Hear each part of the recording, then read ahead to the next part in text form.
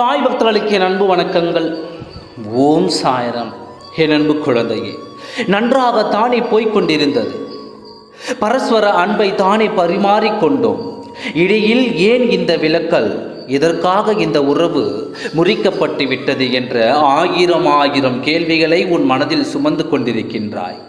உறவுகளின் விலகல்கள் விரிசல்களை தாண்டி அதற்கான காரணத்தை அறியாமல் தான் அலைப்பாய்ந்து கொண்டிருக்கின்றாய்.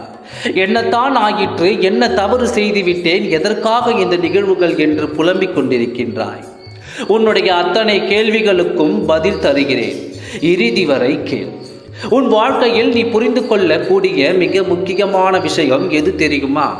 கடைசி வரையிலும் ஒருவரை நீ முழுவதுமாக புரிந்து கொள்ள முடியாது என்பதை எவர் புரிந்து கொள்கின்றார்களோ அவர்கள்தான் நிம்மதியாக இருக்க முடியும். புரிகிறதா? இவ்வுலகில் எவர் ஒருவரையும் 100% முழுமையாக புரிந்து கொண்டாயானால் அந்த மனிதரோடு உன்னால் மேற்கொண்டு உறவாட முடியாது. அது யாராக இருந்தாலும் சரி, யாரையும் நீ 100% புரிந்து கொண்டேன் என்று மார்த்தட்டி கொள்ள முடியாது. எவரையும் அவ்வாறாது ஆள் மனதில் ஒரு சிறு ரகசியத்தை ஒளித்து வைத்து இருப்பார்கள். யார் எப்பொழுதும் எல்லாவற்றையும் வெளிப்படையாக கூறுவது இல்லை. உயிர் நண்பனாகவே இருந்தாலும் அவனுக்கும் வெளிப்படுத்த முடியாத ஒரு ரகசியம் நிச்சயம் இருக்கும். உன் மனதை தொட்டு கூறு, உனக்கென்று ரகசியமான ரகசியங்கள் இல்லாமல் இருக்கின்றதா?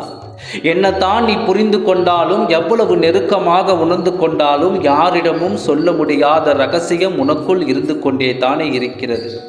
வாழ்வில் சுவாரஸ்யமே அந்த புரிதலை நோக்கிய பயணத்தில் இருக்கக்கூடிய சுவாரஸ்யம்தான்.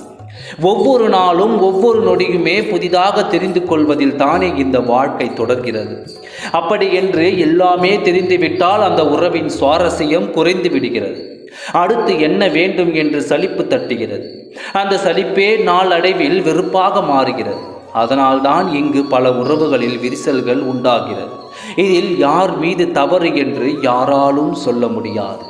ஏனென்றால் சராசரி மனிதர்களின் இயல்பு இதுவே. அப்படி என்றால் எந்த உறவும் இந்த உலகில் சில நாட்களுக்கு பிரிக்க நீடிக்காது என்று கேட்டால், எல்லாவற்றிற்கும் அப்பாற்பட்ட அன்பு என்ற ஒன்று இருக்கிறது. அந்த ஆத்மார்த்தமான அன்புக்கு சுவாரஸ்யம் தேவையில்லை. அன்னையின் அன்பை போல், தந்தையின் அன்பை போல் இவ்வுலகில் உண்மையான அன்பும் நீடிக்க, அன்பும் உயிர் பெற்றுத்தான் இருக்கின்றது.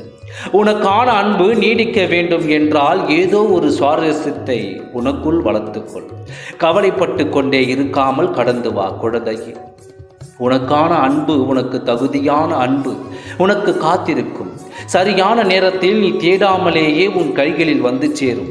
எனது இந்த வார்த்தைகளை நீ புரிந்து கொண்டாலே நீ நிம்மதியாக இருப்பாய். நல்லதே நடக்கும். ஓம் சாய்ராம். நன்றி, வணக்கம்.